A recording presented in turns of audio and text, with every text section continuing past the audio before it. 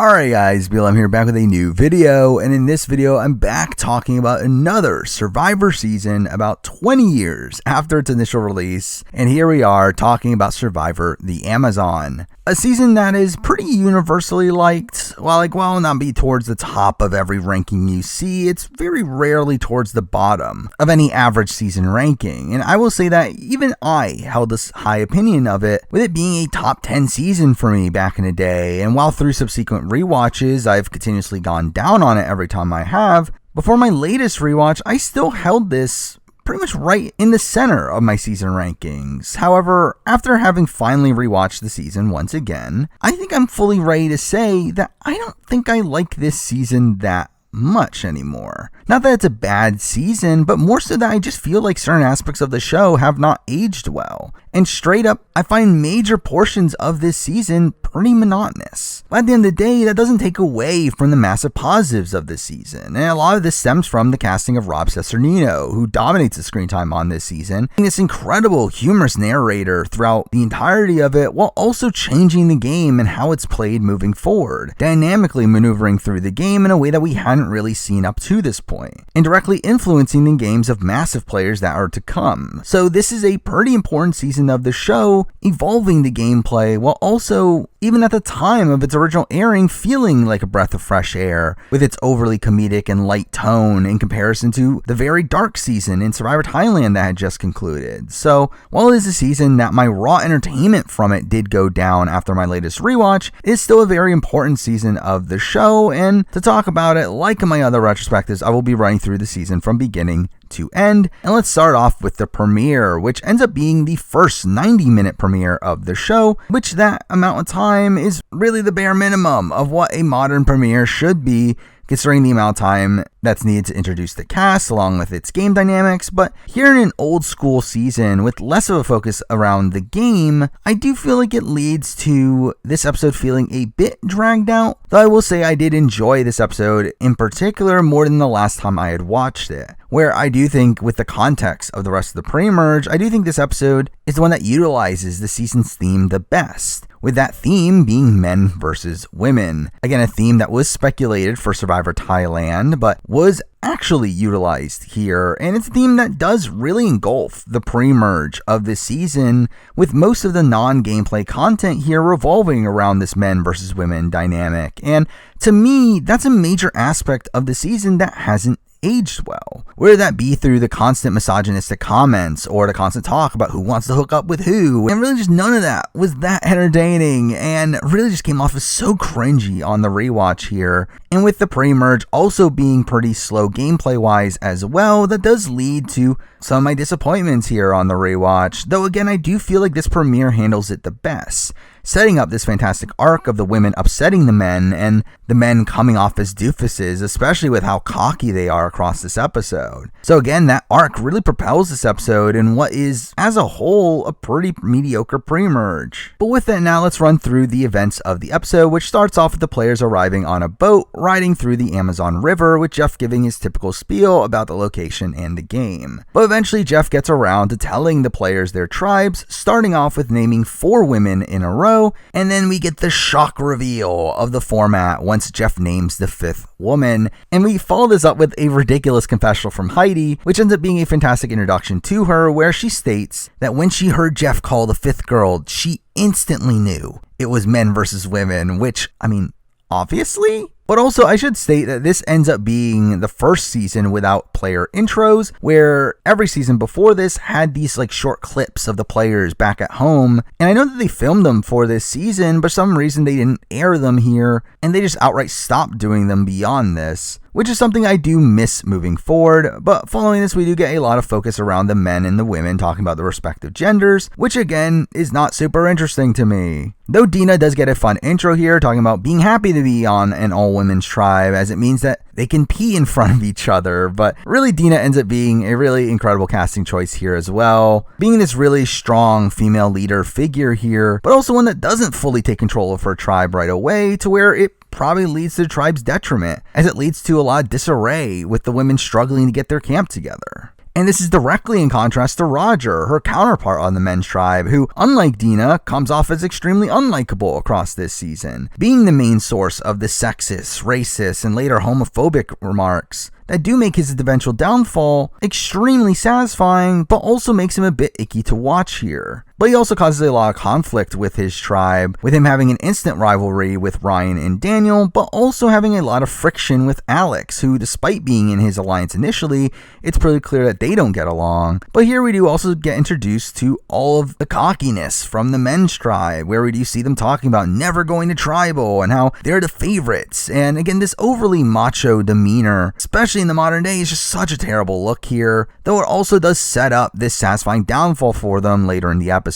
But it is also here where we get introduced to Jenna, who gets a really obvious winner quote that I kind of forgot about here, of her calling the men so cocky and that she just wants to beat them to shut them up, which, despite Jenna's abnormal winner edit moving forward, I do feel like she actually gets a pretty solid early edit here, though obviously gets surrounded by negativity moving forward. But then we get to the camps, where the premiere ends up having a lot of back and forth, going from camp to camp, where again so much of it is focused on contrasting the men and the women here, with the men's camp life going pretty well while the women struggle throughout it. We do see Shauna instantly struggling to untie the boat from the starting platform while the men get rowing instantly. We also see the men almost instantly make fire while the women struggle with it. We see the men build a pretty good shelter while the women end up slipping on the ground. We see the younger women wasting time boiling their clothes and wasting water to the annoyances of Dina, and it really just feels like a tale of two cities from a camp life perspective here. But also we get some similar content between the two tribes, with us hearing from both Ryan and Jenna about their disappointments with the gender divisions, with it shaking up their game plans, and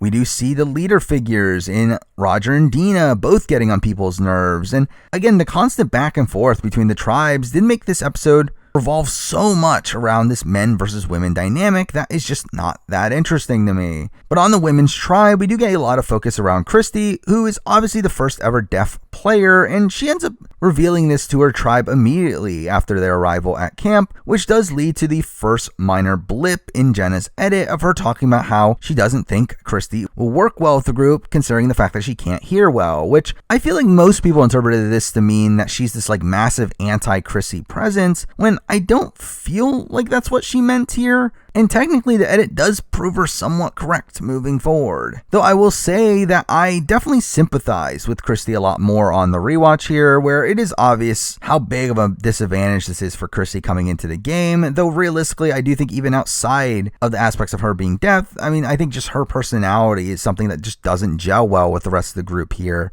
Though obviously you do sympathize with her, particularly in the campfire scene where the women are bonding while chatting in the middle of the night, and Chrissy can't be involved due to the fact that it's too dark for her to read lips, and instead just goes to sleep, which really highlights this disadvantage that she had. But also here we get a decent amount of focus around Jean, who I find to be one of the more forgettable figures in Survivor history, but she is a pretty present figure up to her boot here, being the secondary leader of the group, one that actively tries to push Dina into this leadership position while she stays out of it, despite the fact that she constantly complains about how terrible the camp is. And really, she is part of the issue here. But we do see her bond with Joanna on a fishing trip, to which they catch a really small fish, and Joanna sings Hallelujah, Oh Glory, which, that's Joanna for you. Also, we get content around another of the more forgettable figures on this cast, and that being Janet, who is instantly sick, making her an obvious boot for whenever they go to tribal. But as for the men's tribe, we do get a lot of focus around Roger, who, despite him not getting much narrational content across this season, we do see a lot of second person visibility about him, most of that being negative, with most of the tribe clearly not liking him, though he does find himself in the majority alliance here, with his connections to Dave and Butch, while the likes of Ryan and Daniel end up instantly being on the bottom, which supposedly stemmed from pre-game Ponderosa, where Ryan had gotten sick and had to constantly go to the bathroom in the middle of the night, which kept on waking Roger up and putting a target on his back from the very beginning. Though Ryan was supposedly a negative presence around camp as well, that further solidified his position. And he's also one of the players that comes off as the most cocky and misogynistic here, talking about how the other tribe is just eye candy and really just comes off as unlikable, despite him being this contrast to Roger, who, again, also comes off as just as unlikable. Now, also here we do get a funny introduction to Butch, with him revealing his luxury item, and that being a banner that says "Believe in Yourself," which after their loss in the immunity challenge, it leads to him saying, maybe we believed in ourselves too much, which I always found to be a little humorous line there. But obviously I can't move forward without talking about the season's biggest character in Rob Cesternino, who instantly comes off as this comic relief character through his numerous notable lines here, where on this season everyone was given a machete of their own for some reason, and we have Rob saying his parents never let him have a machete, and also that he missed his calling of being a lumberjack. He does also play into this men versus women dynamic, talking about the women needing to call their boyfriends over to build their shelter for them. And we do end up seeing his luxury item, and that being the magic 8-ball, which leads to this really awkward segment that hasn't aged well, with it just being the men fawning over the women and asking the ball about who's going to hook up with who. Which it is really bizarre to see these men being such horn dogs and talking about the women as if they've never seen one before, but most of the show really eats this all up as well, with us getting shots of Shauna, Jenna, and Heidi bathing as they talk about them. But it again does lead to a pretty funny line from Rob, calling Heidi so hot that she would put Viagra out of business. But despite all this goofier content from him, we do also see some game sense from him as well, with him talking about how he knows how to play the game and how for now he just has to say yes, Roger. And later we see him being propped up as a swing vote, which really gives you a glimpse into the type of player that he's going to be moving forward. But finally we do get the immunity challenge, which is obviously prefaced with the men being extremely confident about winning, while the women seem to acknowledge the fact that they're the underdogs, and Jenna and Heidi talk about showing their boobs to distract the men, which shows you where their minds are at this point in the season as well. But really, despite all this talk about how the men are going to dominate the challenges due to their physical strength, the producers obviously countered that with the challenges here being a bit more balanced to where neither side had a blatant advantage. Though the first challenge does still end up being an obstacle course that the men do have a lead for during the beginning portions of it, though Dan ends up struggling with the balance beam, allowing the women to pass them, and they eventually win the challenge, being this great arc for this episode, completely dunking on the men to the point where it should have been more apparent that a woman was clearly winning this season. But immediately after the challenge, we see Dave Johnson scolding his tribe, talking about how they were cocky and don't bring me down because I have character and integrity, only for him at Tribal later in the episode to talk about how the quarterback doesn't screw the cheerleaders at halftime, which, I mean, this dichotomy from Dave and him trying to act as if he's holier than thou, while in reality he's just as bad as the other men on the tribe, is something that I did find to be a humorous character trait of his. But again, following this, we do get some good content from Rob, talking about how he's happy about Dave being a standout guy, as he will lie, cheat, and steal. But again, following this, we do get good content from Rob, talking about how he's happy that Dave is a stand-up guy because he's going to be lying, cheating, and doing whatever it takes to win. And this starts this kind of little humorous storyline about this like one-sided rivalry between Rob and Dave, where it's clear that he has a disdain for Dave, but it's never fully explained why that's the case. But this is also where we do get the scramble for the vote, where Ryan does seem to be the clear vote, but we do learn that Dave and Ryan came from the same hometown, and because that Dave is unwilling to vote Ryan out, which I believe in reality they had known each other preseason, or at least were like mutual acquaintances, so it's like a bit more serious than what the show portrays it at. But either way, Ryan remains the target, and we do see him campaigning to Rob, and Rob really just hams up his role as the swing vote here, while Matthew, who gets a really quiet premiere here, does end up siding with Ryan and Daniel, only for Ryan to go home anyway. But this brings us to Tribal, where I've always found this to be a really funny one, where Jeff ends up condemning the men here, calling them out for their cockiness, and props up the women for beating them, and finally goads them into talking about which of the women they're attracted to, leading to a lot of talk about Shauna, with Dave talking about how her wearing a ski hat makes her a badass. And when everyone agrees on liking Shauna, Dave says bangarang, which I always found funny. Also, we have Ryan talking about how Rob is in love with Heidi. And this is all followed up by Jeff scolding them for only caring about hooking up, and says that's why you're in serious danger, when it's like, you're the one that told them to talk about this. So again, that's all funny, but we do see Ryan getting blindsided here, and something funny is that we do see Rob acting shocked at the vote result, being a minor aspect of his strategy of wanting to hide his allegiance, though I feel like it was more so just him playing it for the camera, which really feels like a major influence on a lot of things Rob does across the season.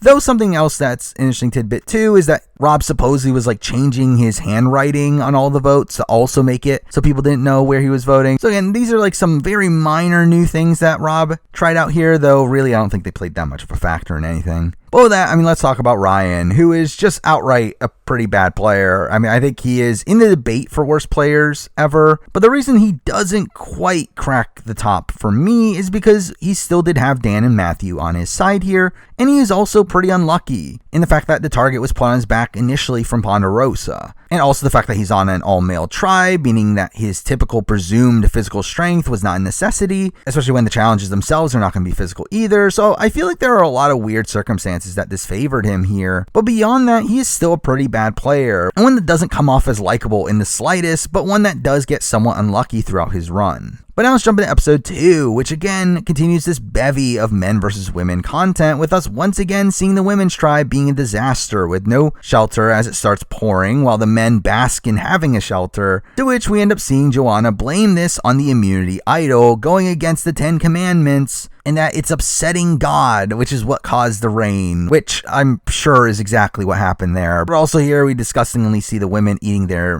manioc that has maggots in it, and that's just gross. But despite that, we do see the women winning the reward challenge, which ends up being the blindfold challenge that Butch really messes up as the caller, as he calls out the wrong names. But the men's tribe doesn't really have much to do in this episode, where most of their content does revolve around Roger, who again comes off as pretty unlikable here, with him first talking about how he's not a chauvinist, but he hates losing the women. And then later we have this bigger moment of Roger and Alex getting into an argument over gay rights, where Roger comes off as extremely homophobic here, talking about how he hates that gay men flaunt it and saying it's not natural, which back in the early 2000s, this wasn't necessarily an uncommon opinion, but obviously in the modern day it just comes off as really icky. Though it is interesting to see Alex have this more modern outlook to it, which again I don't think was the norm at the time, but was a pleasant surprise to see someone articulate a more nuanced point of view here. Though through this scene we do see Rob smirking in the background, excited there's conflict on his tribe, and we do see him having a confessional saying that Roger is a bigot, which I know Rob has said postseason that he feels bad for saying this, but was he wrong? But beyond this, most of this episode focuses around the women's tribe, where we do see them losing the immunity challenge, which ends up being a very Big Brother-y-esque challenge of just a Q&A about a hut they got to explore, which pretty lame, but we do end up having 2 major storylines back at camp. One revolving around Christy, who has Jean give her a rundown on what happens during the night, where she is told about Joanna's hatred of the idol, and she openly says, "That's stupid." To which Joanna ends up overhearing this, and we get some drama here where Joanna confronts Christy, which is a bad look for Joanna to see her yelling at the deaf girl, but also feels like the show is fully leaning into this angry black woman portrayal here that hasn't aged well either, though Christy does have a funny confessional saying that you would think she would be nicer considering she's a vessel of Christ. But beyond this, we also see Christy just annoying the rest of the tribe to where she becomes the red herring for the vote, to where we do see Dina talking about how if Christy gets voted out here, it's not due to her being deaf, it's due to her personality. Which again, I do sympathize with Christy in this situation, and she does come into the game with an inherent disadvantage, but I do feel like she does still do some pretty actively bad work along the way as well. But the other storyline here revolves around a granola bar wrapper that was found at the bottom of their supply box, which ends up being attributed to Janet after Jean claims to have seen it in Janet's bag, which this is used as setup for the eventual Janet vote off, though really Janet was going home anyway. But the granola bar is this big conspiracy here that the players in the game never actually find out what happened. However, the cast members have talked about how these granola bars were the same found at Ponderosa, and that a similar wrapper was also found in the men's tribe, but they made nothing out of it, which makes me question if this was production influence here of them hiding a wrapper to potentially cause paranoia paranoia at both camps, though that feels very blatant of production to do the same thing at both camps, which again, that feels really sketchy. So again, I don't know exactly what happened here, but I do find this entire situation really strange, and I do feel like more than likely someone on production was involved in all this, considering none of the players themselves have been able to figure any of this out after the show. But either way, we do lose Janet in a vote that kind of goes all over the place, despite Janet seeming like the obvious boot. But Janet is really one of the more forgettable figures in Survivor history to me. If it wasn't for the granola bar incident, I feel like I would have absolutely nothing to talk about for her. I mean, she seemed to be one of the weaker members of the women's tribe right off the bat, but mixing that in with the fact that she was sick and also got accused of sneaking in food, it really just felt like Janet had nothing to really do here and really doesn't make that big of an impact on the season. But now for episode 3, which, who would have guessed, once again focuses on the men versus women dynamic. But I will say that something I have always loved about this episode is that it does contain one of my favorite reward challenges, in that being the mixer, which is really just a simple match game, but it does allow for the tribes to playfully interact with each other for the first time here, and through that does lead to numerous fun character moments. And we do get Dan openly flirting with Shauna, calling her the cute girl with the curly hair, and Jeff ends up mocking him for it. We get these funny lines from Rob that lead to Jeff asking if his wittiness works for the women, only for Jenna to say you should hear what they're saying about him at camp, to where the men end up cheering him on and Rob hopes for a merger. We also get this fun little bit of foreshadowing where Jenna says she's not showing anything today, but maybe tomorrow. But overall, again, it's just a fun challenge. That's probably one of the most rewatchable challenges in the show's history. But through this, the women end up winning cleaning supplies, which the show really hams up with us getting this scene at the men's camp with them reacting to this comp, which is where we do get more notable content from Rob, with him saying that Heidi was a 9.5 but now is down to a 6, so he might have a chance. And we have him complaining about Joanna saying that Jesus loves Jabiru, as he says Jesus is a guy, so he would want a guy to win. But anyway, all this just feels like kind of cheesy stand-up material. But again, that's Rob's content for you. But then we get more of the men fawning over the women, with them imagining them bathing together. And Rob pretends to be Jenna, saying, Heidi, do you need help with your bosom? Only for us to cut to Jabiru, where we actually do see the women bathing, with Heidi, Jenna, and Shauna bathing separately from the others. And this is a pretty gratuitous scene, and it does go on for a while, really leaning into this sex sells mentality that this season does more so than any other season of the show, and does seem directly opposed to the family-friendly nature that the show tries to have now. But this is where the younger women do start to get more of a negative OTT edit here, with Christy being upset at not being invited, only to hear Heidi talk about how they are the younger and cuter girls, and that's an issue with the older women. And this is really what makes Heidi come off as extremely conceited here, though interestingly this content is mostly relegated to Heidi. And while Jenna is guilty by association, I do feel like the edit does kind of protect her from these style of comments. And even if she does make these style of comments, it does feel like Heidi is also there in that scene making more of those comments. So I do feel like they were kind of protecting her to a degree there, though we once again do hear Heidi talk about how it would be beneficial to go topless at the merge, which feels like another instance of foreshadowing, really showing you how big of a moment they looked at the merge challenge has. But beyond that, the rest of the women's content revolves around them finally appointing a leader, with Jean calling a meeting, being upset at how the camp is run, and appoints Dina as the leader, which is strategy on her end of putting a bigger target on Dina's back, but also keeping herself out of the leadership role. But that really doesn't change the fact that Jean is still an extremely domineering personality that can't not put a target on her back anyway. And she ends up being on the outs of the majority alliance that we seen form anyway, with Dina making alliance with the younger women, which in itself was an interesting strategy, and I do think shows you Dina's dynamic gameplay style, to where obviously Rob is the player that gets propped up as this game-changing player, and obviously a lot of that is due to his later ability to fully demonstrate that. But even here, Dina is showing a similar game philosophy to Rob. And I know that both of them were inspired by the gameplay that they had seen from Daniel Reyes and Jason Guy in Big Brother 3. And I do think this idea of aligning with the people that no one thinks that you would align with did stem from that. But we do see the women do well under Dina's leadership and win the next immunity challenge, to where most of the men's tribe's content does revolve around this Dan and Roger rivalry, which starts with Roger saying that he wants to give Dan a kung fu chop.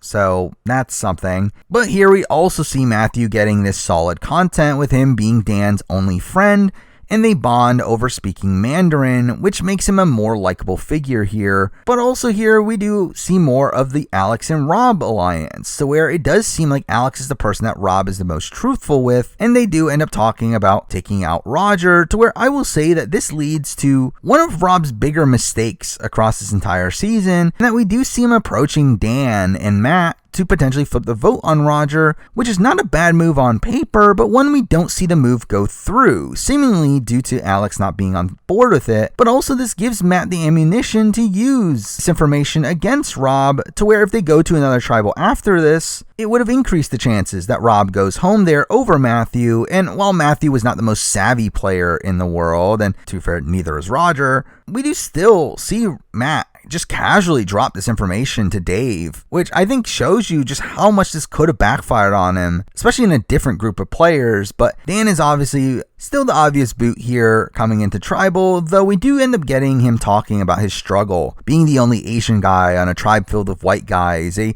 common talking point in the modern day, though again here we do see the other men getting upset at him for saying this, seeming like the typical response of people taking it as if you're calling them racist, instead of just what it is of him pointing out the unconscious biases that are out there. But either way, Dan still goes home, and with that, let's talk about him. I've always liked Dan Liu as a figure on the show here. While not an extremely notable figure, I do feel like he is probably my favorite of the pre-merge boots here, which I'm too far isn't saying much, but he does have minor humorous moments here and there. He has his relationship with Matt that I thought was pretty touching, and he does seem to be close to pulling off a flip against Roger here. So while he does come off as this doofus across his short run, I do feel like he is a player that isn't entirely bad. Now for episode 4, which ends up being a much slower episode here, where not much seems to really be happening on the men's tribe. I mean, we do see more of Matt being on the bottom, with him starting to get a bit more of a likable underdog edit here, though we end up seeing the men win both of the challenges here, with the reward being a fire making comp, where they end up winning a fridge filled with Coke, which was really weird,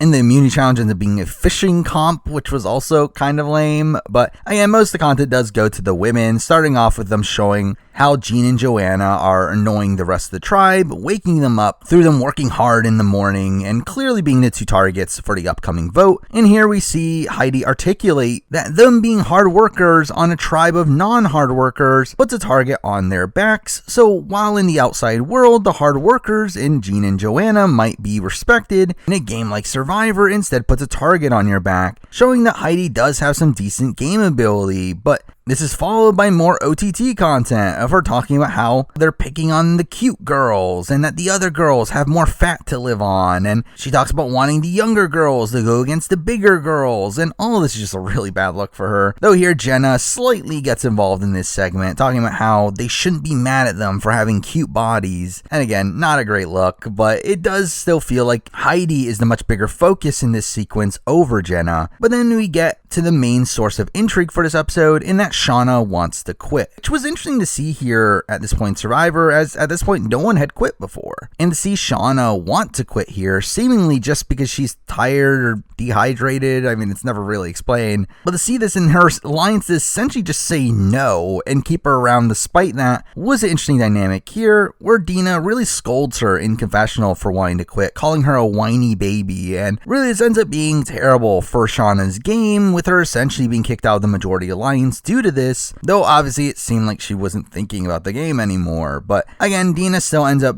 deciding to target Joanna here as the biggest threat, which I do question, why is she the biggest threat when like no one seemed willing to work with her outside of Jean, while like Shauna could easily end up working with the men after the swap or to merge. But I mean, either way, we do see Joanna get booted here with them also getting the vote of Christy as well. So despite Shauna not voting with them and Joanna and Jean targeting Shauna, they still have the numbers to get rid of Joanna here. And Joanna was there. I mean, she didn't get that much screen time outside of these like more OTT moments of her constantly yelling, "Oh glory, hallelujah," her yelling at Christy, her hating the immunity idol. I mean, she does get some notable content here, but again, all of it just feels like it's extremely one note in them portraying her as this like crazy, angry black woman, which is a portrayal that again has not aged well. And in a similar way to how Roger was edited across this season, I do feel like we get more content people talking about her and her actually getting to talk to the audience herself. And because that, she does come off as, again, this very monotonous figure on the season. But now for episode 5, where we do end up getting the swap. But before that, we do get some drama at Jabiru, with Jean being upset at the Joanna blindside and calls out Dina for it, starting this feud that ends very anticlimactically considering they get split up immediately after this. But then the lead up to the swap occurs, where here we see the youngest members of each tribe get sent to the summit, which ends with Dave and Jenna going, with this further stoking this Rob-Dave rivalry, with Rob upset that he didn't get any wine or laughter. But here they are given food, wine, a shower, and a bed, which clearly they were trying to get them to hook up in a similar way to what happened with Sean and Jenna in Survivor Borneo, and similarly, nothing really happens here. Though we do end up seeing them watching each other shower, to which Dave calls this the greatest thing that ever happened to him, which is like, I guess. But eventually we do see them talk about their tribes, which leads to Jenna just spilling all the dynamics of the women's tribe, which supposedly Dave did do a similar thing here, but obviously they highlight Jenna's misstep more in the edit here, which definitely detracts from her winner edit, as it does feel like they kind of went out of their way to show this more negatively here, but it does lead to Dave's mindset in deciding who to pick for his tribe, so I guess they kind of had to show it as well. But we do find out that it is a schoolyard pick to decide the tribes, and due to hearing from Jenna that she is close to Heidi, Dave ends up picking Heidi. However, his rationale here makes no sense, where if you're trying to split up Jenna and Heidi due to the fact of you finding out that they're close, why are you keeping her in the game? It's like the fact that he keeps her around and still pisses off Jenna by splitting them up seems very counterproductive here. And despite Dave getting this portrayal as being this like savvy player across this scene, I never understood his actual choices that he makes here, as he also ends up picking all of his alliance members as the only men to be on his tribe, which further isolates the other men, while also targets Jean in this round, which is really just him doing the women's dirty work. So I really don't get anything that he does here with this pick, despite how much the edit props him up for it. But this segment does take up a lot of the episode, to where we really don't get much time with the new swap tribes. I mean, on the new Jabiru, the only real storyline there is that Shauna miraculously feels better now that there are men on her tribe, and she starts a showmance with Alex, leading to Dina being worried about her, obviously setting up her upcoming boot. But they do also end up winning the immunity challenge, which ends up being a crossword puzzle, and through that most of the content obviously goes to the new Tambaki, and a lot of that revolves around Christy and her revealing that she's deaf to the men, which leads to probably the only good Roger content of the entire season, with him being really supportive of her, and Christy feels good about being on a team that cares about her, which is nice content, though humorous considering the fact that this is the same group that tries to vote her out at the merge. But coming into the vote, we do see Jean talk about the women needing to stick together and hoping for a tie, which, I mean, why? I mean, like, Jean knows she's on the bottom of the women. I don't get why she isn't flipping here. And considering the men also know that she's on the bottom, why aren't they trying to flip her over here instead of flipping over Heidi, who would be in a much better position come the merge? Again, like, none of this makes sense, though. It was funny to see Jean be so unsure of who to vote for that they decide by drawing straws, which was kind of ridiculous, but it really doesn't matter, as we do end up seeing Dave approach Heidi and gets her to flip, telling her that he has picked her to be on the tribe so that he can get her to the merge, which again, why? But this leads to the vote being a pretty boring Jean vote off in a 4-2 vote, and Jean is a pretty forgettable figure in Survivor history to me. I feel like there's really nothing notable about her across this season, despite the fact that she gets a decent amount of screen time. And the thing is that she seems to be a somewhat strategic player, where early on Jabiru, it did seem like she was thinking about the game in a pretty strategic way, but seemed to struggle socially and just didn't blend in with the group, to where despite her In Dina being in a similar archetype, Dina ends up being a central figure within the majority alliance, while Jean was just on her way out the entire time. So really, she just ends up being a pretty unknotable figure by the end of it. But now for episode 6, where we do see Tamaki rebound here by winning the 2 challenges. First being a log rolling reward comp that is followed by immunity challenge I've always hated of this like meat spitting comp of them having to collect as much meat as they can with only their mouths, and it's just so disgusting to watch every time. But Tamaki really doesn't get much to do here, with Christy getting more of the same content, though she does play a factor in them winning the reward comp, which leads to Butch saying that seeing the smile on her face is one of the most defining moments of his life, which again is humorous considering the following episode. But also we do see the men isolating the women by going off fishing on their own, to where it does cause Heidi to regret flipping and sets them up for their fall in the following episode. But again, most of the content in the episode does go to Jabaru, which ends up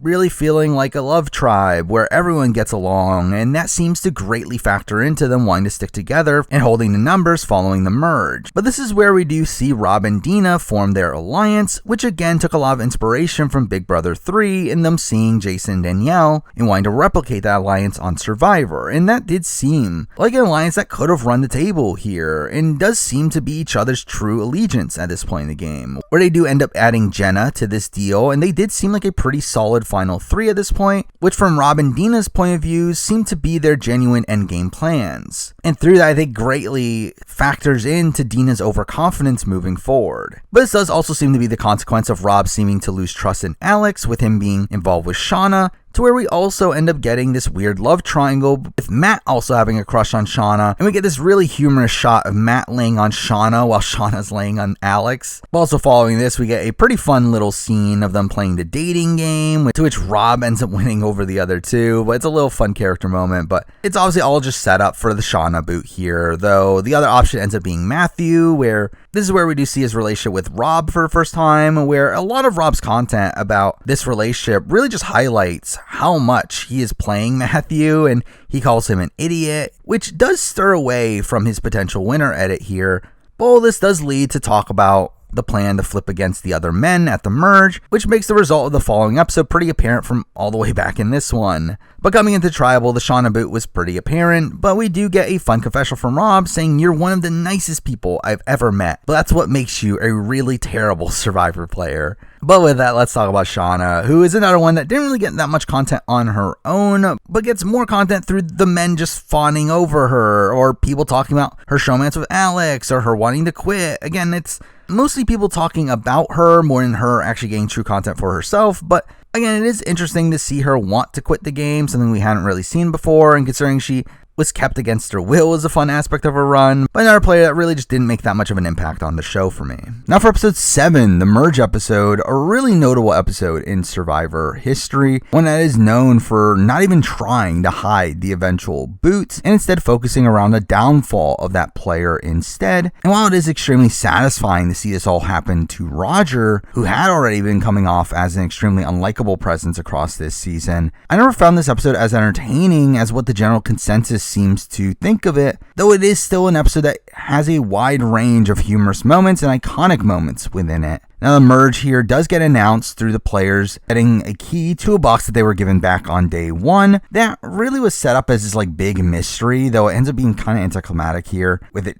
just being to announce the merge. But before they leave for their new camp, we do see Jabaru getting together to solidify their plan to blindside the Tambaki men, with the plan at this point being to vote out Dave as this physical threat. But despite that, we do still get this anti-Roger content here, with Rob talking about how excited he's going to be in the majority against him so that he can tell him to finally shut up. And immediately after this, we do see them merge at a new camp, where Roger instantly gets this big dodo edit with him taking full control over the shelter building and really just coming off as a dick. I mean, we get this weird scene of the tribe wanting to use their ice to keep the beer cold, and Roger gets upset and takes the beer out and wants to ice the meat instead, which, I mean, to be fair, yeah, that is the right thing to do. But obviously, the way that he handles all this is really bad, considering no one else was really on board with it. And this leads to a series of negative SPV, with him getting bombarded, with us going person by person, with everyone getting to talk about their annoyances with Roger. We see Alex call him an ass and also a dictator, here, we get more content about him being a sexist from Rob, with him saying that Roger thinks women are stupid, and we see Dina getting into an argument with him, leading to Dina mocking him in confessional. We see Christy even getting annoyed at how Roger's involving the women in the camp building. We also get a great scene from Rob saying that those that are building the shelter right now aren't going to be around to use it. But eventually we do get to some more strategic content here, surprisingly coming from Heidi, who, despite coming off as a joke across this season, does have a pretty forward-thinking plan here in shifting the vote away from Dave and instead of going for Roger, with this being the round before the jury starts being a major reason for this plan, with her being able to keep Dave around, someone that she is close to, as a potential vote for her on the jury. But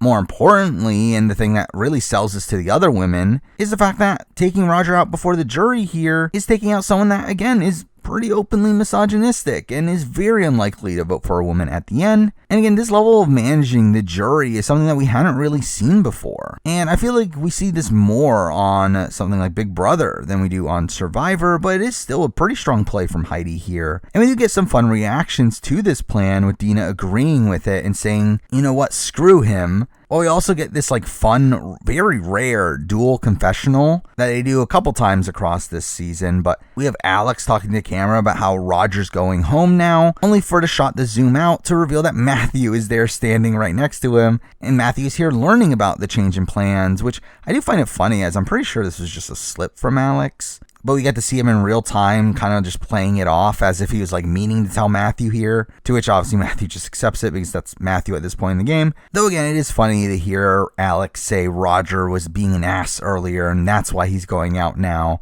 Now, one of the few scenes that doesn't revolve around Roger in this episode ends up being players sharing stories around the campfire, which is essentially just everyone bragging about their sexapades, which further stokes this Rob versus Dave rivalry, with Dave talking about him having a threesome, and this leads to Rob joking about all of his sex stories involves him and a fat girl. It's followed up by him joking about wanting to go to Final 3 with Jenna and Heidi so that he can have a threesome with them, and really, again, all this content has not aged well. And speaking of not aging well, let's get to the immunity challenge, which is a really iconic one, but one that really feels like an artifact of its time, with this being the perch, a challenge that I've always liked as it's just a test of wills. And we have Jeff tempting players off with food, but really early into the challenge, we see Jenna and Heidi make an offer saying that they will strip down for some chocolate and peanut butter, to which Jeff ends up acquiescing. And this is propped up as this big sexy moment for the show that once again would just simply not happen in the modern day, especially with the show trying to be this more family friendly show nowadays. But also, really, it's what is the appeal of this scene? I mean, seeing these starving women nude here. Now, I will say that apparently for me as a kid, there was some appeal to this, considering this is actually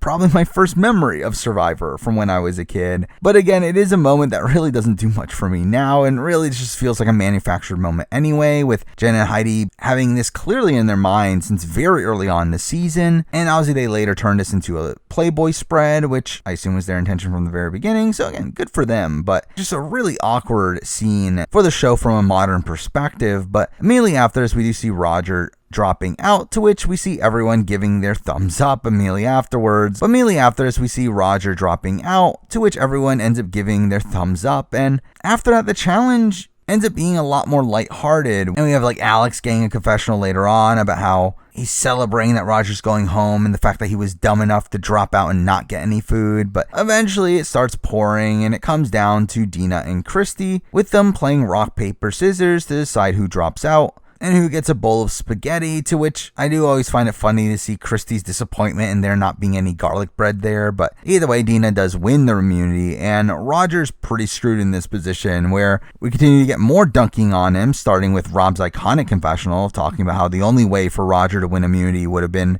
a Name That Perry Como song, or what type of prune is this sort of competition. But also we see Roger being extremely confident here, talking about how it just seems too easy, but they're going to be picking off the women, which surprisingly the men on the outs here do decide to vote for Christy, which makes no sense, as that is the woman that's the most likely to be wanting to work with them. considering their ties on the swap tribe, but even beyond that, their explanation for doing so here is to keep with the Jabiru pecking order, which is like, why are you keeping with the pecking order of your opposition? By the way, we get the tribal where we do get some great voting confessionals as Roger's clearly going home here, with Dina saying reality check and mate, never underestimate the power of a woman. But obviously the more iconic confessional here is one that is sadly out in any currently distributed version of the show, but is obviously the iconic Casey Kasem confessional from Rob with him singing Nana Hey Hey Goodbye, which is just really iconic, but sadly again due to licensing issues it's edited out of most versions you'll see online, but still a great capper to this episode and this downfall of Roger. And Roger is a figure that the only true entertainment from him is how everyone just bashes him in confessionals, and the fact that he gets this like a really great downfall here, where outside of that he just comes off as a really unlikable figure here who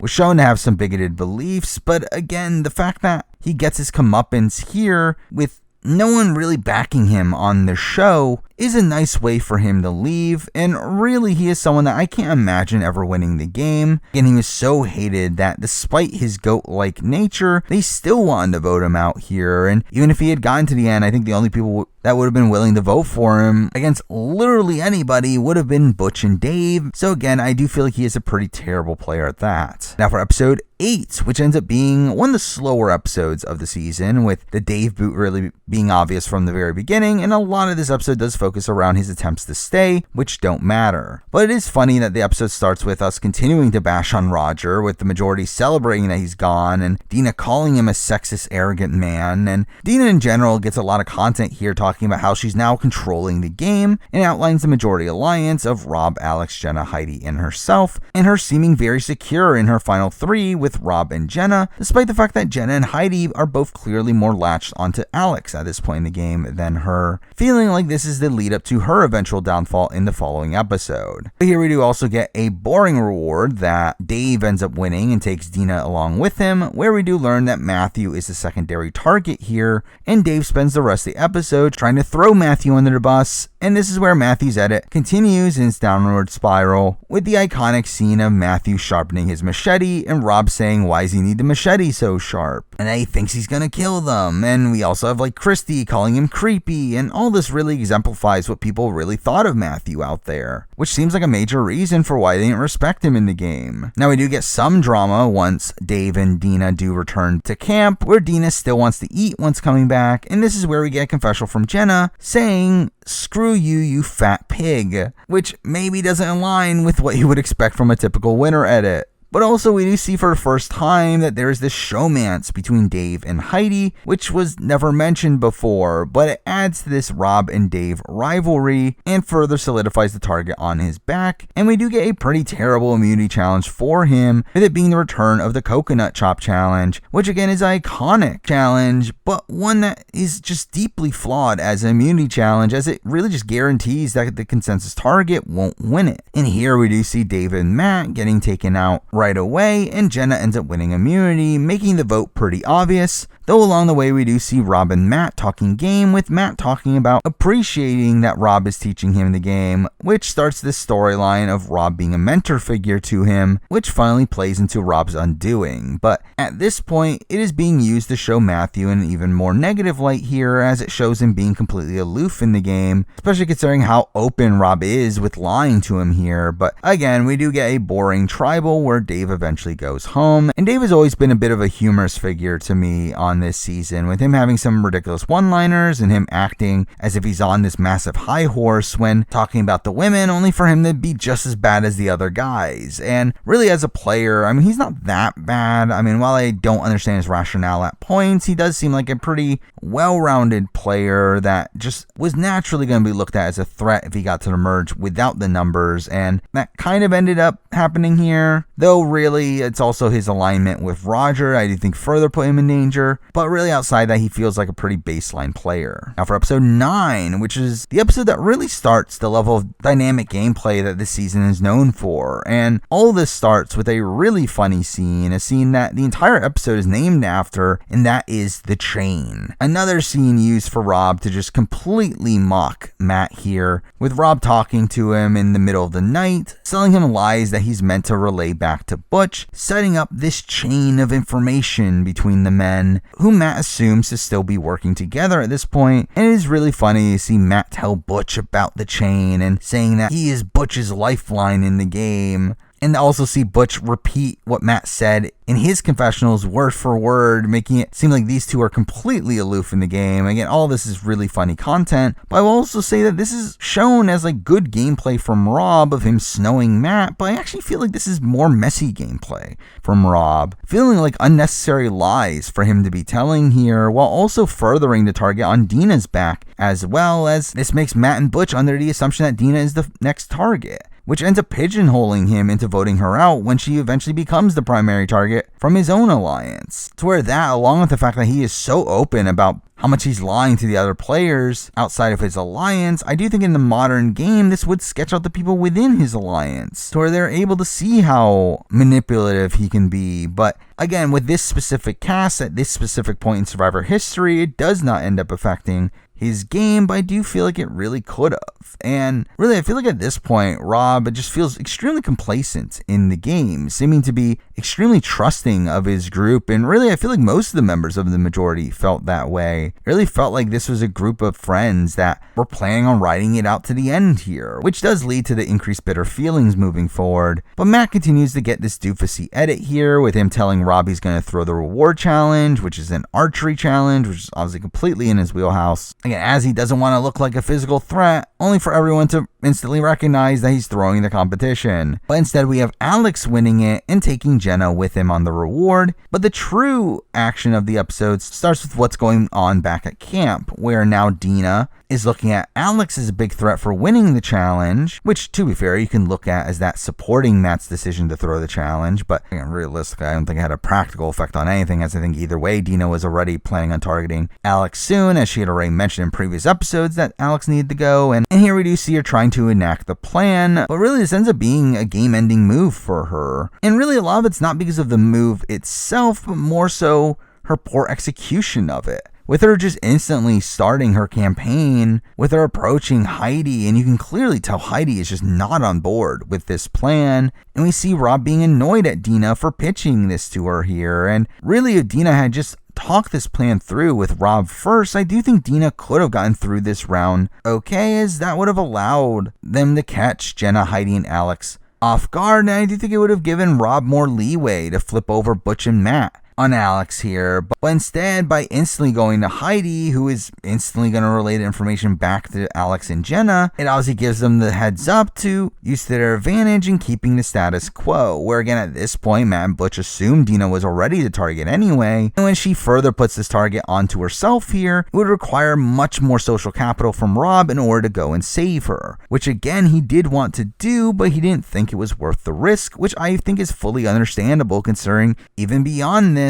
he is still solidified in a core 4-person alliance and still had the options that he ends up utilizing in the following round. So again, it makes sense why he wouldn't go through with it here and let her go. But I will also say, considering the fact that he flips in the following round, in retrospect, it would have been ideal if he had made the flip here and kept around a reliable ally for him in Dina. That would have made his navigation through the later portions of the game a bit smoother, but also she would have been someone that take more of the brunt of the blame for his eventual flip. But again, in real time, there's no way for him to fully recognize that. But something I do think is kind of lost in all this is that while this gets propped up as a terrible move from Dina, which I mean obviously it is, I do feel like no one really talks about how dynamic of a move this would have been had she actually been able to make this move. Where again, Rob is the one to get all the credit for displaying how dynamic of a game you can play, but I do feel like Dina was right there with him, and mostly wasn't able to show that same game ability due to her mistake of being too open about her plan and trusting the wrong people in this position. But again, even here, we do see that despite Alex having this information that Dina is coming after him, he doesn't want to make the move in this round, instead still wants to target Matt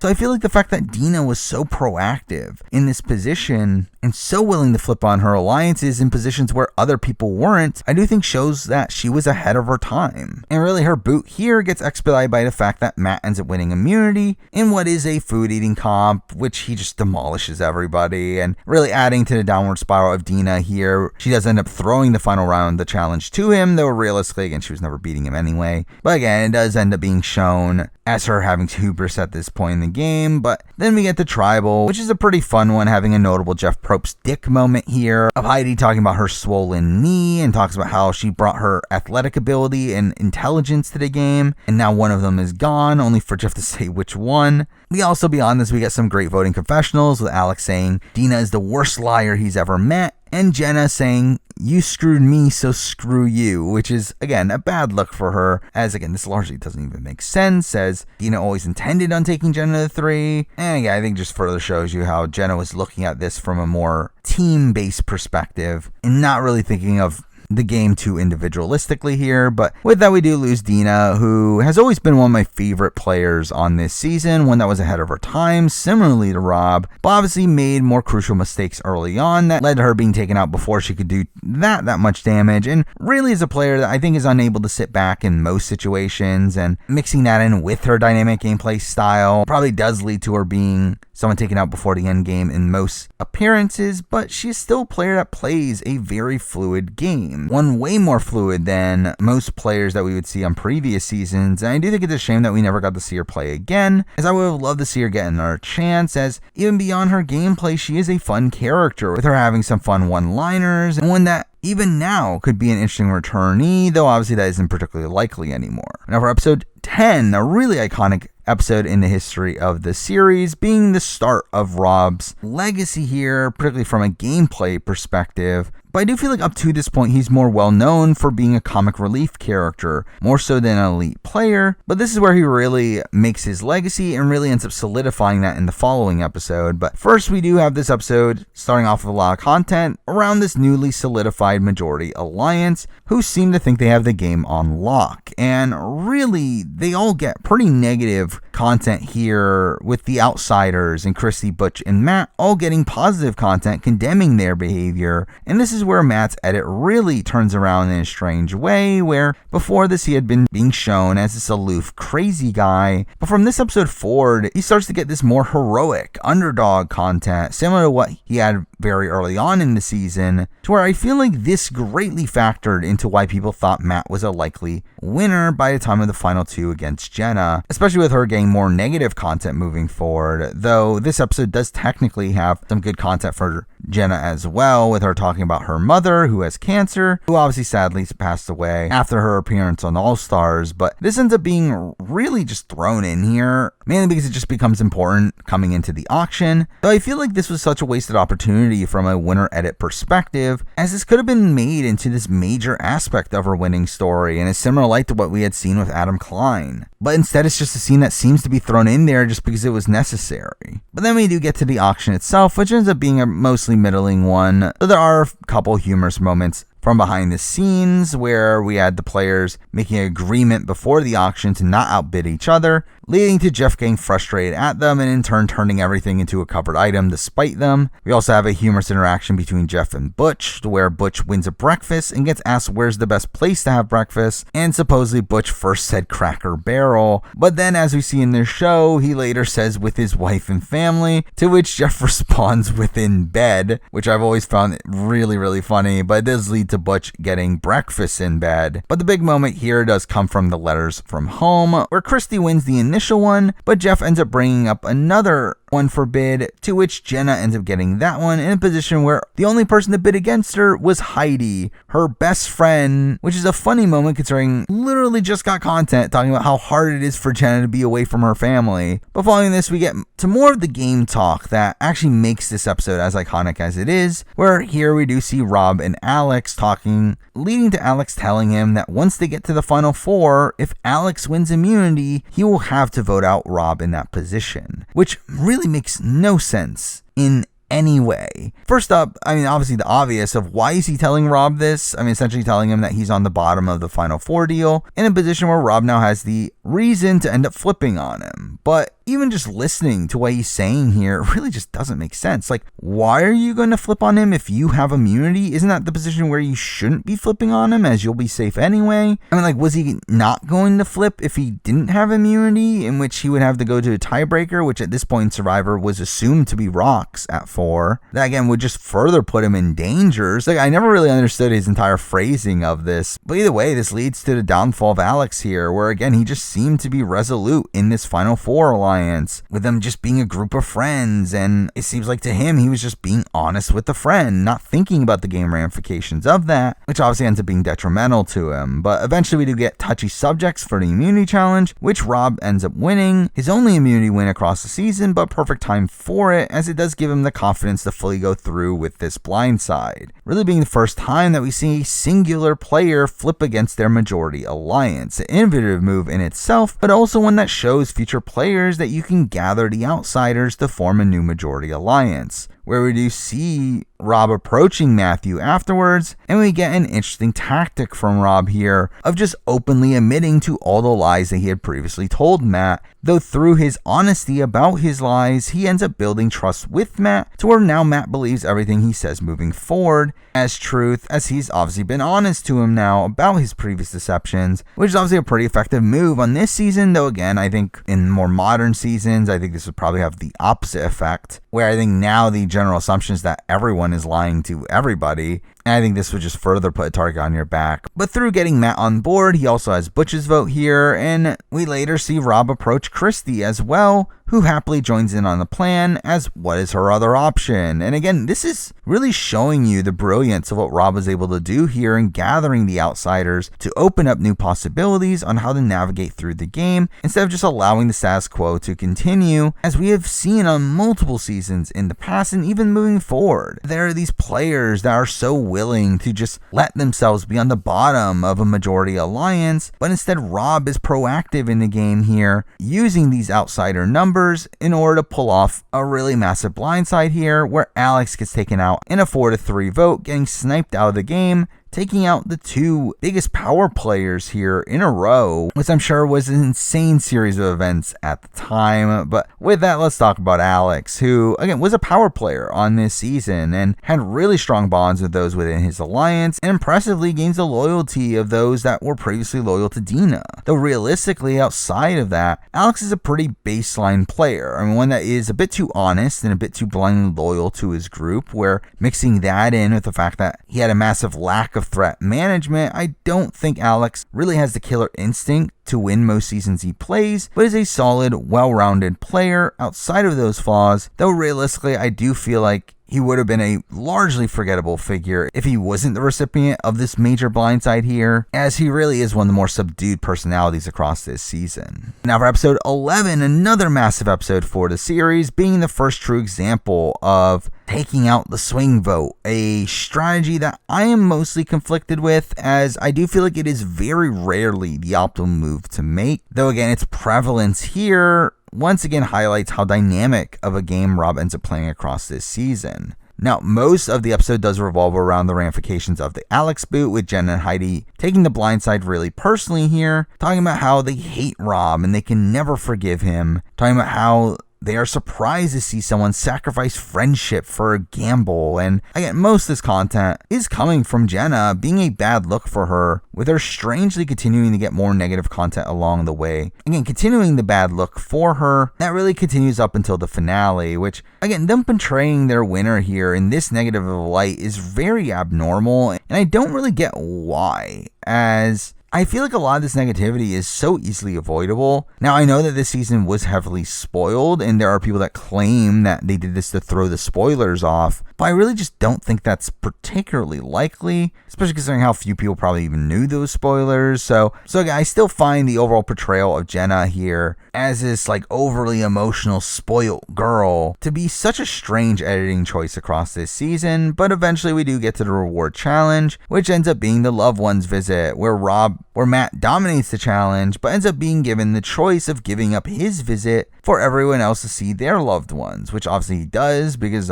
everyone would do that. But Matt really gets propped up in the edit here for doing so, and he gets this funny confessional about him talking about how he feels like a god. But really, not much of intrigue ends up happening from this, and we do get the reveal that Matt will still get his family visit despite giving it up, and he ends up getting to spend the entire day with his mom watching a tribal performance, and this was just pretty boring. But we do get some intrigue while he is on the reward, as this strangely leads to Rob thinking that Matt is all of a sudden a jury threat because of this, and decides to approach Jenna with a final two, who realistically is a worse option for him. And I get that at this point in the game, this is before Jenna's underdog run, that obviously gains her a bit more credibility, but even at this point, I would say Jenna is still a relatively big jury threat, with her having locked in votes in Heidi and Alex. She was always close to Jenna until her blindside, and doesn't have a bad relationship with Dave either. So I do feel like even at this point, Jenna is still a pretty large jury threat. So it does make this read from Rob seem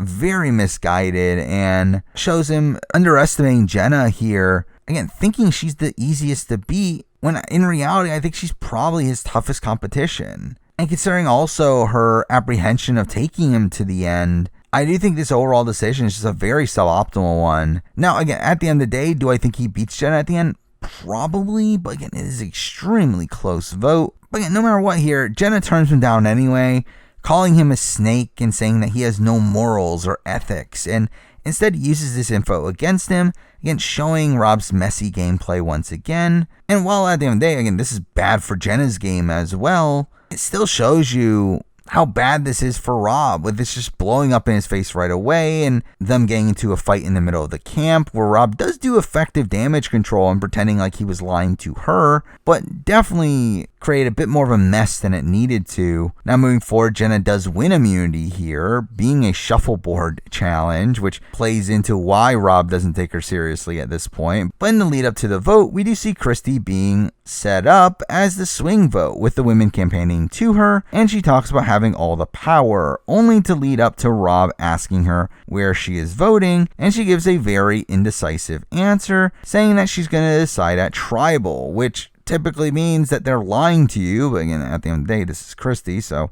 I feel like she was probably being genuine in her saying that. But this obviously spooks Rob to the point where we see the creation of the voting out the swing vote strategy, which again, I don't think is ever the optimal move. Now, it is a very defensive move as it increases the chances of you surviving that round, but I do feel like it almost never betters your position in the game outside of getting you just one round further, as in a situation where there is a swing vote to take out, that means that there is also an opposite side that is coming after you, and really all you're doing is delaying the battle there, while also getting your opposition closer to the end as well, which ends up being the most detrimental part of this strategy for Rob in particular, where beyond this, yes, he does have the numbers and has them really locked in for the following round, but he also would have had those numbers if he voted out one of the other two girls as well, as at that point, Christy's vote doesn't matter, as he has 3 solidified votes on his side. Again, I think the optimal move here is really pretending to vote out the swing vote to your opposition, but not actually going through with it. And I know Rob has said that he didn't want to do that as he thought it would burn more jury votes, which to be fair, it probably would have. But really, it's like, does it matter when he's going to the end against Matt anyway, who is someone that had no respect from the jury? Again, I do feel like the fact that Rob was willing and was able to come up with the move does demonstrate a high level of strategy, higher than what we had seen from the show up to this point, but I do think the move itself is a suboptimal one that does end up biting him by the end of it. But even beyond this, we do get some intrigue from the tribal, where Jenna gets more negativity from talking about she has it rough, as she has to work twice as hard to get the respect, being this attractive model, to which Rob says he's lucky he's not handsome as he doesn't have any handicaps. And it is this handicaps line that does get pushed onto Jenna later on, despite her not actually being the one to say it. But also here we do get to some Survivor history, where out of the blue, with no explanation on the show, Jenna ends up being the first person to give up individual immunity by giving it to Heidi, which I still think this is a really bad move here. Now, it doesn't end up biting her, but it is still a move that just seems so largely unnecessary and could have just gotten her voted out. Now, again, I know why she does it here, as she is thinking that Heidi is more likely to go home than her, and that Rob had just talked to her about making a final 2 deal, to which he is less likely to vote her out as he thinks he can beat her. But, I mean, she is also the person that just blasted Rob in front of the entire tribe, and I get to talk about how, oh, she knew what she was doing because she had an accurate read on Rob, but this is also literally a few days after she was blindsided by Rob. And considering the fact that he had just demonstrated how decisively he's willing to play the game, you really shouldn't be trusting Rob in this position. And really, at the end of the day, I mean, this is a position where Rob is either going to side with Jenna and Heidi or not. And by giving up immunity, and she's really just setting herself up as the target in the case that he doesn't side with them. And considering how unnecessary of a decision that ends up being, I really just cannot stand behind this move here. But again, we do get a pretty great Christy blindside here either way, with Christy saying that she'll make sure her evil stepsisters don't win the $1 million, which leads to some controversy later. But with that, let's talk about Christy, who again is a notable figure across this season, being the show's first ever deaf contestant, while also being a shining example of how not to play the swing vote role. But beyond that, I do feel like Christy came off as a pretty likable figure through her struggles that she had to deal with, and even beyond that, did have some fun confessionals along the way. And even taking away the aspect of her being deaf, I think she's just genuinely a good casting choice here, but obviously one that is just a pretty bad player, though obviously had a lot of disadvantages coming into it. Now for episode 12, the penultimate episode of the season, and definitely a slower one that really ends this really strong stretch of episodes, where at this point the men have a clear 3-2 advantage and nothing really dissuades that. But we do get a couple notable moments along the way. I mean, we do see the women not being as angry at Rob anymore due to him saving them in the previous round, which again is one of the pros of the Christy vote, but not one that I think was really worth the risk, though finally he does blatantly tell them that Heidi is going to be the next to go, and they seem content with that. And really, there isn't even an attempt to flip someone over across this episode. And that again leaves the gameplay kind of stagnant. Now, one of the more humorous sequences to me across this entire season is this storyline about Butch and the firewood, where we do see Rob dubbing himself the junior deputy firewood bitch, helping Butch bring in firewood to the camp, and we get this funny scene of Butch fawning over the wood, talking about how dry it is. And what really tops it off is that while the players are at the reward challenge, the camp ends up getting burnt down because of how much firewood they had lying around camp, which leads to Butch saying, "We'll never know if it was my fault," and tells everyone it doesn't matter how it happened when it's clearly his fault. But beyond this, I mean, we do get the car reward, which Matthew ends up winning and ends up continuing the car curse here, and he also ends up winning immunity here as well. But at this point in the game, I mean, Matthew is technically the best positioned in the game, to where he has final twos with both Rob and Butch, and considering his later final 2 with Jenna, he is essentially guaranteed to make final 2 at this point. The problem is that he probably loses to all of them, but really the only intrigue coming into the vote here was that Jenna reveals that she is sick and talks about quitting / laying down her sword for Heidi. But really, I mean, that just makes the men want to vote out Heidi even more, especially with Heidi campaigning to try to save herself against Jenna. And really, Heidi was just always the target here, as she was looked at as a threat, despite the fact that the edit tries to portray her as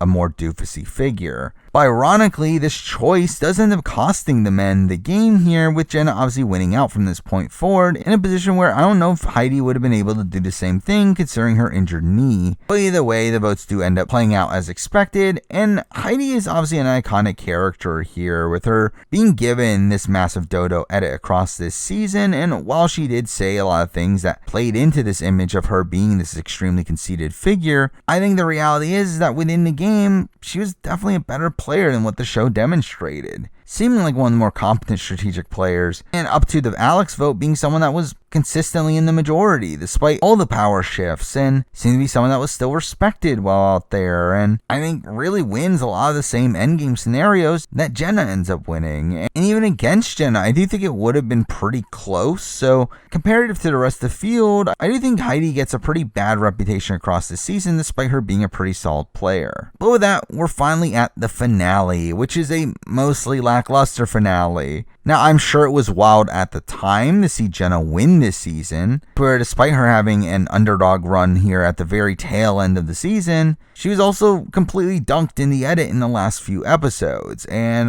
really was lumped into this like pretty young girl and also lazy cool kid sort of stigmas that does end up making her win here come off as a surprise, despite her having good content here and there, but one that for sure doesn't fit into a typical winner edit. But funnily, across this episode, her edit ends up flipping back to what it was in episode 1, where the men are shown to be extremely cocky, while she is the last woman standing that ends up winning here. But the final 4 round ends up being pretty dull, as Jenna is the clear initial target, and once she wins immunity, which is the blind maze that they for some reason end up reusing for the final immunity challenge in Heroes vs. Villains, and through that at this point we do see Matt approaching Jenna for a final 2 deal, actively playing the game for maybe the first time, and in turn securing his spot at the end, while also directly undercutting Rob in the game, which is a humorous continuation of Rob's mentorship of Matthew, but this is also the first time that we do see Rob having to actually scramble for his life in the game, and really his fate is in Matthew's hands here,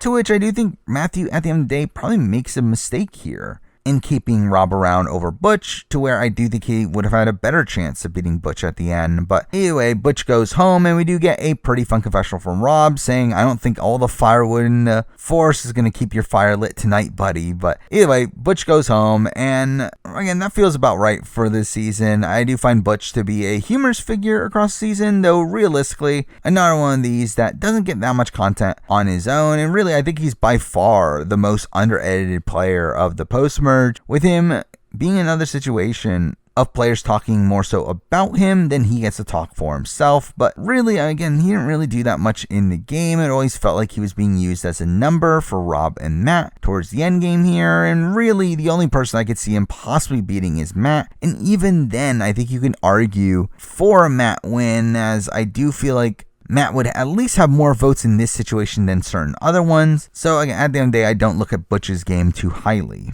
But then we get to the final 3 round, which is also pretty mundane. I mean, we waste a lot of time on the players getting to weigh themselves, and we get face painting, but it all leads to the final immunity challenge, which happens at Tribal, which I know Rob was expecting it to be Fallen Comrades, as it had been in Australian Outback, and because that was thinking that there was a chance for him here, but instantly he knew he was screwed when it turns out to be a balance-based endurance comp, which again was so weird that they decided to do this at Tribal. But Jenna clearly had the advantage here, and Rob's main chance of staying ends up being for Matthew to win the challenge, to which it makes it really humorous that we see Matthew throw the challenge right away, again feeling like the conclusion to this mentorship storyline with Rob and Matthew, to where the lessons that Rob had taught Matthew at this point leads to all this backfiring on Rob, with Matthew making the proactive decision at this point to throw the challenge, as both of them are going to take him to the end, which finally ends up securing Rob's demise here. Now, during the challenge itself, we do see Rob trying to make a deal with Jenna, only for her to turn it down and proceed to win the challenge, and as expected, voting Rob out.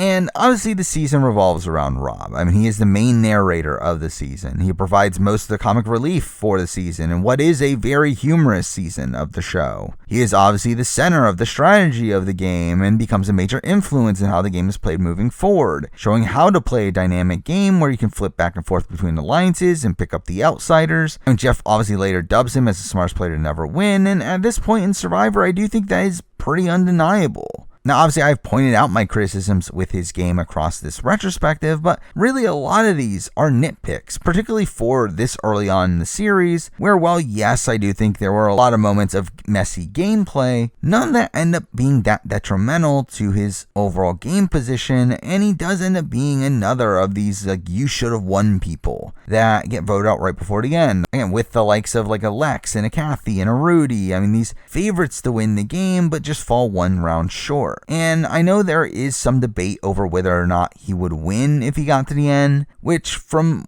what we've heard from interviews, I feel very confident he beats Matthew, who again was the person he was trying to get to the end with and the most likely person he would have gotten to the end with. But even against anybody else from the final 6 on, I do think he wins. With Jenna and Heidi being his toughest oppositions here, but even in that scenario, he should have the votes of Matt, Butch, and Dina pretty locked in, to where Christy should be a vote for him, though, I mean, you never know, as it is Christy, but I do think he does stand a very good chance at winning most jury vote scenarios, despite how angry certain jury members seem to be with him. But now with that, we're at the final 2, and we do get more sappy content here, though finally this season doesn't have an official rites of passage, but Jenna and Matt end up doing one of their own, which is just as boring. But we do get to Final Tribal, which is not that great of one either, but one that has a couple notable moments, like a branch falling just as Butch starts his question. We have Heidi asking who on the jury is the most deserving, and they both say Rob, only for Heidi then ask, is there anyone else? Which again, the show shows this as if this is another Dodo Heidi moment, making it seem like she wanted them to answer her, when in reality,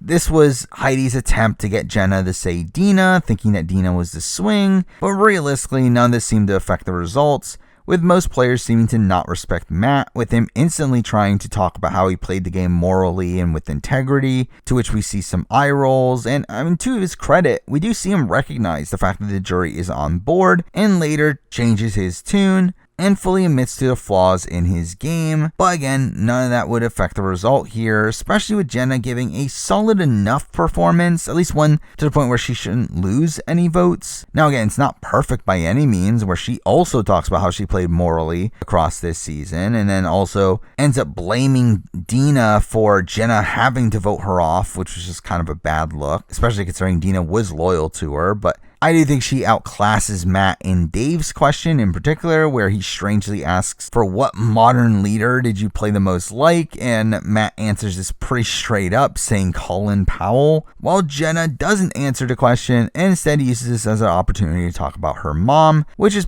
probably more effective use of this question here. But again, I don't think any of this really mattered, as straight up Jenna was just more respected than Matt out there. Jenna had more relationships with most of the jury and was really playing a solid game up until the Alex blindside, and even after that was looked at to have this underdog quality to her. So again, from a practical standpoint to why Jenna would win in this final 2, but again, from an edit perspective, these last few episodes were just so positive towards Matt and so negative towards Jenna, to where it makes sense why the public was surprised by this vote result. Though again, by just paying attention to how the jury members reacted to this final 2, it should have been pretty obvious where it was going. But before we get to the vote reveal, this is where we get the iconic scene of Jeff jet skiing to New York, and what is probably the most ridiculous of the numerous over-the-top transferring of the vote scenes. Though something I always found really humorous about it is that in the reunion segment, we do have Ryan saying that this was pretty cheap, which is a funny line to me. But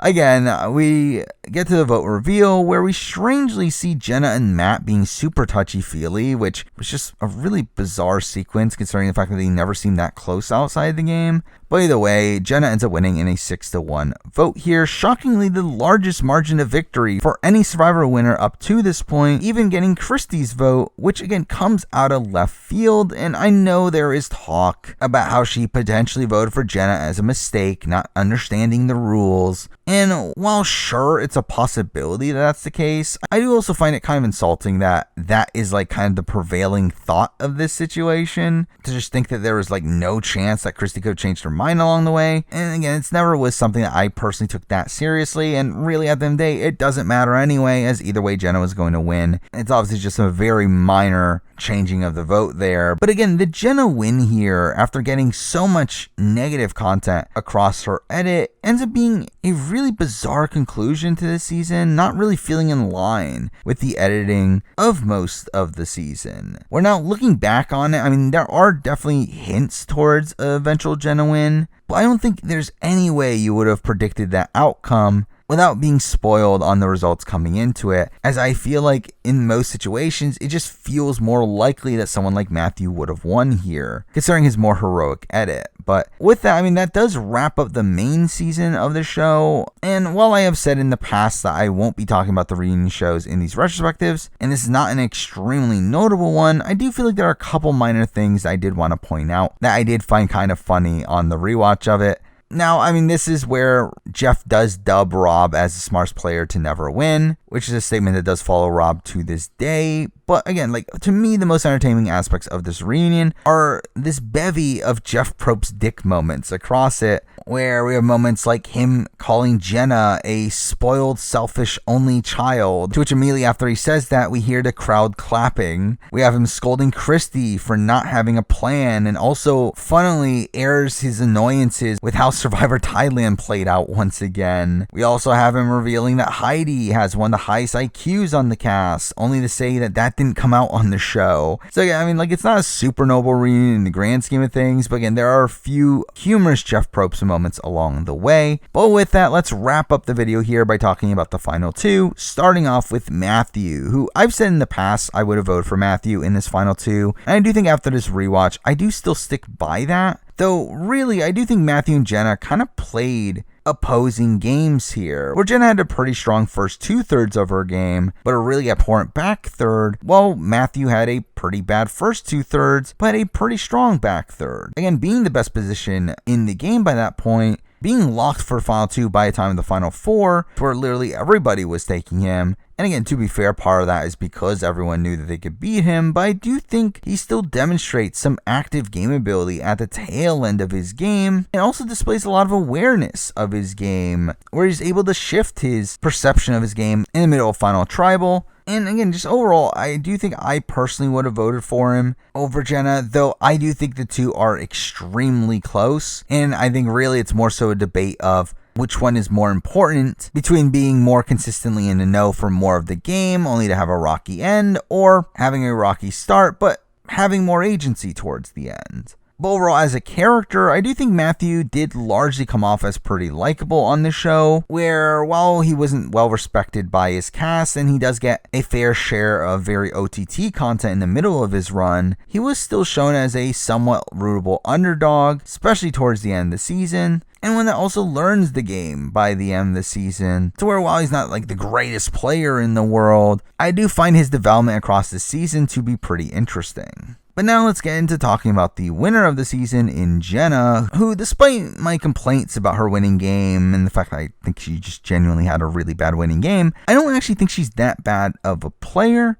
I mean, she still has some holes in her game, particularly her blind loyalty to her alliance, but I do think she is a player that would have a lot of potential on a return. Now again, also I do think she had a very strong beginning to her game, where she was always in the majority alliance and was always in the know of what was happening, though again, her game completely crumbles at the Alex boot, to where from that point forward, she's on the bottom, ends up playing pretty emotionally, particularly in her relationship to Rob and to Heidi. Again, wants to quit the game at one point, and is largely saved due to her being looked at as a non-threat, mainly because up to that point, she actually was a non-threat. But she wins the final two challenges and ends up getting to the end against Matthew, who was a pretty easy beat. But realistically, I think she also would have easily beaten the likes of a Butch and Christy, and I do think it's a maybe for the situations against Rob and Heidi. So I do think those would have been much closer votes, where again she would have a few locked in votes in those situations, but again, it really still could go either way. But either way, I mean, she was a pretty big jury threat here, but again, her road to the very end was very rocky, and to be honest, even though she was a jury threat, based on the editing of the show, you would have really never guessed that. Which again, I think makes her win here one of the most unsatisfying ones from a pure storytelling perspective, as again, I do think her story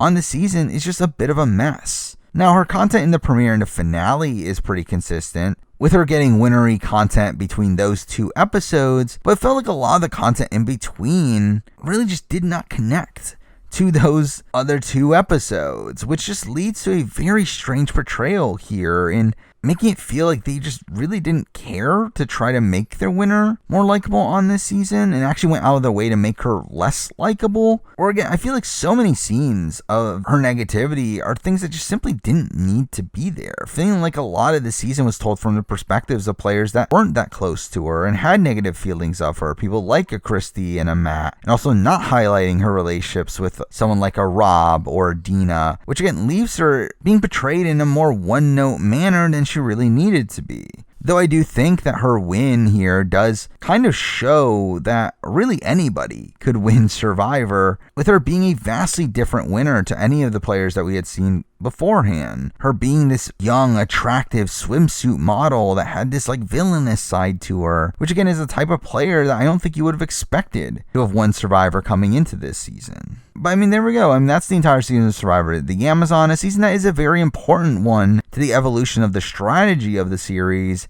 being the most dynamic season of the show up to this point, though strangely at the same time, it's also one of the least important seasons of the show when it comes to a more character point of view. But from this season, only 2 people end up coming back for returning seasons moving forward, and that obviously being Rob and Jenna, and both of them don't even make deep runs on their returning appearances. And while Rob has now become more of a major fixture within the Survivor community due to RJP, even he was a somewhat forgotten figure by the time of Heroes vs. Villains. And really, I do feel like it is Rob's status in the modern day that does keep this season somewhat prominent within the fan community, because I do feel like outside of Rob's role on this season